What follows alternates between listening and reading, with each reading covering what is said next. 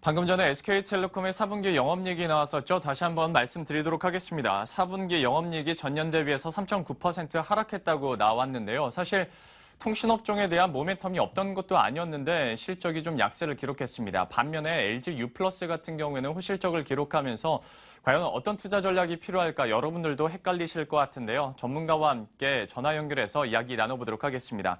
대신증권의 김회재 연구위원 현재 전화 연결되어 있습니다. 안녕하십니까? 네, 안녕하십니까? 예. 자, 먼저 SK텔레콤 실적이 나왔는데요. 이 하락 배경부터 좀 설명을 해주시죠. 전체적으로 영업이익이 2013년 대비 한 9% 감소를 했는데요. 아시는 것처럼 2014년 1분기에 마케팅 과열에 따른 영향입니다. 그리고 단통법 이후에 시장이 안정화되고 있기 때문에 2015년부터는 이익이 개선될 것으로 전망을 하고 있습니다. SK텔레콤은 좀 하락세를 나타냈는데 그런데 뭐 통신업종 전체가 힘들었다면 전체적인 뭐 통신 시장이나 아니면 뭐 단통법 이후에 실질적인 마케팅 효과가 좀 높아지다 보니까라고 생각을 하겠는데 통신업종 내에서 종목들은 좀 희비가 엇갈렸습니다. 실적 면에서도요. 과연 이건 우리가 어떻게 판단하는 게 좋을까요? 4분기 실적은 이제 U+가 발표를 했고, SK텔레콤 오늘 나왔고, KT는 내일 발표될 예정인데요. 다 같이 마케팅 비용에 대해서는 좀 기대를 많이 하셨을 겁니다.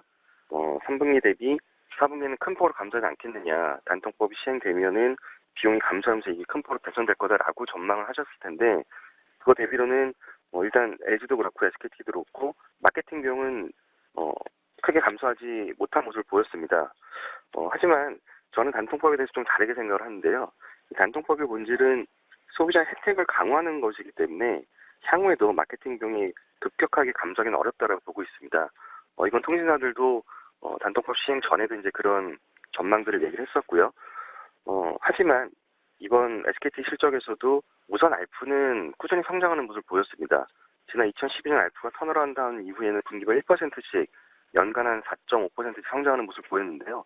이런 식으로 LG에서도 마찬가지고 SKT도 그렇고 1% 정도씩 연간 한 4, 5%의 꾸준한 성장 그리고 마케팅 비용이 감소한다기보다는 추가로 더 증가하지 않는다.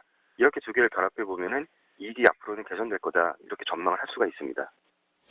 역시 참 궁금했던 점을 딱 집어 주신 것 같습니다. 사실 단통법 이후에 시장에서는 마케팅 비용이 좀 줄어들 것이다라고 기대를 했었는데 뭔가 통신사에서도 뭔가 메리트를 소비자들에게 보여줘야 되다 보니까 오히려 실질적 마케팅이 좀 늘어나는 경우도 생겨나는 모습이었는데요.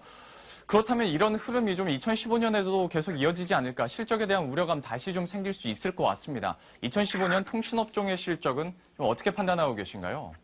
아무래도 말씀하신 것처럼 향후에는 마케팅이 어떻게 될 것이냐, 단통법 이후에 비용이 더 크게 증가할 것이냐, 이번 4분기 실적 가지고서 좀 많이 헷갈려 하실 거예요. 근데 팩트를 좀 분석해서 말씀을 드리면, 이 비용을 구성하는 단말기 판매량은 좀 한 10에서 15%씩 감소를 했습니다. 하지만 인당 모집 비용은 오히려 증가를 했고요. 즉, 실질적으로 구매자들한테 도움이 됐다라는 거죠. 그 전에는 좀 판매에 있어서 허수가 많이 있었습니다. 필요가 없는 고객들한테도 억지로 단말기 보조금을 많이 높이면서 판매하는 그런 판매가 있었고, 반면에 단통법 이후에는 현실적으로 단말기를 구입하고자 하는 사람들한테 평균 보조금이 올라가면서 판매가 이루어졌습니다. 그래서 향후에도 이런 식의 문화가 정착될 거로 보고 있고요. 그렇기 때문에 판매량은 2014년 대비 감소, 하지만 실질적인 보조금은 올라갈 수도 있어서 전체적으로 마케팅 비용은 2014년이 이미 13년보다 크게 증가한 상황이지만 그 정도 선에서 크게 변동하지는 않을 거로 보고 있습니다. 하지만 탑라인에서 LTE 사용자들은 계속 증가하고 있고요. LTE 사용자들이 사용하는 데이터 사용량도 늘어나면서 알프는 말씀드린 것처럼 분기별 한 1%씩 연간 4에서 5%씩 꾸준히 성장하고 있기 때문에 이 개선은 분명히 나타날 거라 보고 있습니다.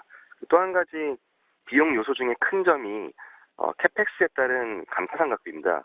근데 2012년에 LTE 전국망 구축을 마치고 나서부터는 캐펙스가 연간 계속 감소를 하고 있고요. 감가상각비도 올해 정도부터는 감소할 거로 예상하고 있기 때문에 가장 큰 비용 요소인 감가비는 감소, 마케팅 비용 더 이상 증가하지 않고 탑라인에서 무선 쪽의 성장은 계속되기 때문에 이익은 분명히 개선된다고 보고 있습니다.